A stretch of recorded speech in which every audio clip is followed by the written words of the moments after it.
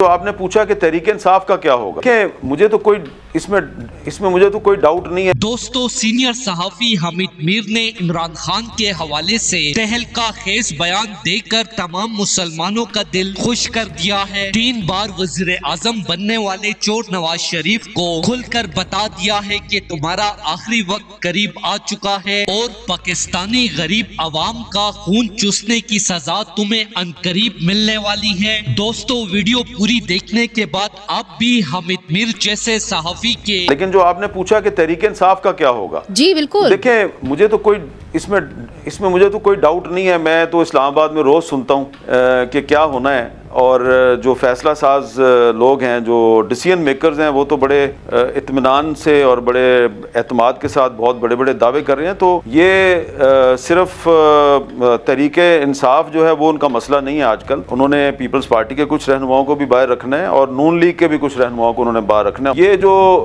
एक राय है जी कि पाकिस्तान जो है वो अब बदल रहा है, पाकिस्तान बिल्कुल नहीं बदल रहा। पाकिस्तान मुंह से पहली बार सच सुनकर हैरान रह जाओगे। सीनियर सहाफी हामिद मीर ने निजी चैनल से खुसूसी गुफ्तगू करते हुए कहा कि इतना जुल्म करने के बाद इदारों को भी पता चल चुका है कि वो इमरान खान की मोहब्बत अवाम के दिलों से नहीं निकाल सकते। सिर्फ नवाज शरीफ से किया गया वादा पूरा करने के लिए उनके सारे केसेस खत्म कर कर पाकिस्तान बुलवाया गया है। हामिद मीर ने कहा कि मेरे जराये के मुताबिक ताकतवरों के पास मुल्क को बहरान से निकालने का सिर्फ यही हल है कि इमरान खान को दोबारा पावर में लाना होगा, और इसके लिए नवाज शरीफ का अंजाम मुझे बिल्कुल बेनजीर की तरह होता हुआ नजर आ रहा है। दोस्तों, अगर आप भी हामिद मीर की बात से इत्तफाक करते हैं तो कमेंट सेक्शन में इंशाल्लाह जरूर लिखें। वीडियो अच्छी लगे तो लाइक करें और इस चैनल को सब्सक्राइब करें।